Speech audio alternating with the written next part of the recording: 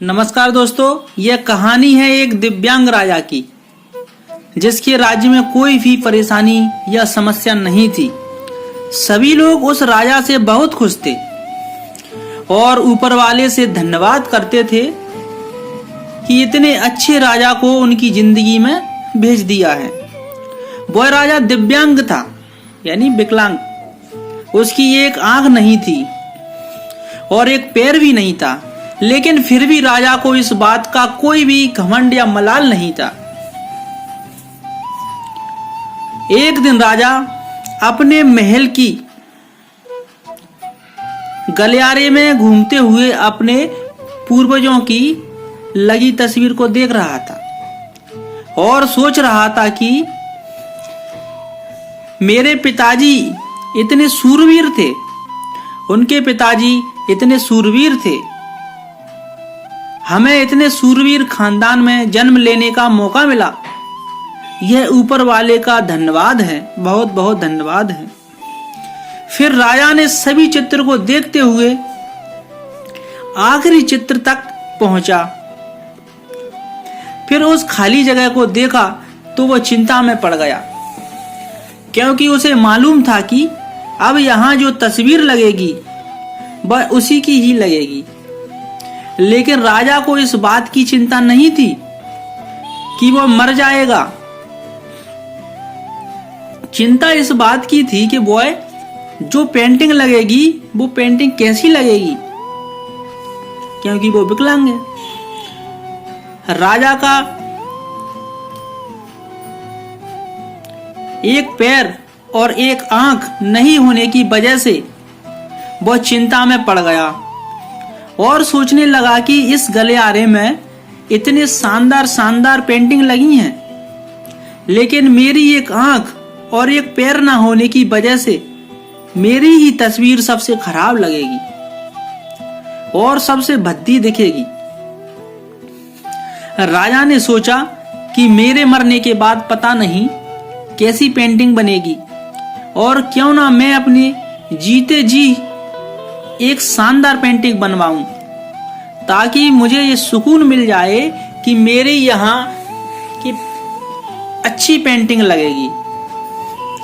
फिर क्या हुआ आगे सुनो। वो वीडियो यदि स्टोरी अच्छी लगे तो लाइक, शेयर और चैनल को सब्सक्राइब जरूर करें। ठीक है, तो शुरू करते हैं। अब उस राजा ने ऐलान करवा दी और सभी पेंटिंग्स को या सभी पेंटर्स को बुलवाया और कहा गया कि जो भी पेंटर राजा की शानदार पेंटिंग बनाएगा उसे शानदार इनाम मिलेगा। अब सभी पेंटर राज्य में आए और उन पेंटर्स को पता चला कि अगर शानदार पेंटिंग नहीं बनी तो क्या होगा। यदि शानदार पेंटिंग मिली तो इनाम मिलेगी, लेकिन जिस राजा की एक आंख और एक पैर नहीं हो उसकी शानदार पेंटिंग कैसे बनेगी। तो पेंटर सोच रहे थे कि इनाम का तो पता नहीं, लेकिन अगर शानदार पेंटिंग नहीं बनी तो राजा गुस्सा हो जाएगा और सजा मिलेगी। इसीलिए बड़े बड़े चित्रकार भी आगे नहीं आए। फिर तभी उसमें से एक लड़का बोला, राजा साहब, मैं आपकी पेंटिंग बनाना चाहता हूं, मुझे 24 घंटे का वक्त दीजिए। अब सभी बड़े बड़े पेंटर्स हैरान हो गए कि ये लड़का क्या पेंटिंग बनाएगा, और अगर राजा को पेंटिंग पसंद नहीं आई तो इसे सजा जरूर मिलेगी। तो राजा बोला, ठीक है, आप बना करके लाइए। अगले दिन वह लड़का तस्वीर बनाने वाला था और दरबार पूरी तरह से भर चुका था। लोग दूर दूर से ये देखने के लिए आए कि वह लड़का कैसी पेंटिंग बनाकर लाएगा। अब लड़का जब उस राजा की पेंटिंग बनाकर लाया तो लोग आश्चर्यचकित रह गए। सब लोग जोर जोर से तालियां बजाने लगे, सीटी बजाने लगे, और जब राजा ने उस पेंटिंग को देखा तो वह खुश हो गया और बोला कि वाह, इससे अच्छी पेंटिंग तो इस पूरे गलियारे में नहीं लगी है।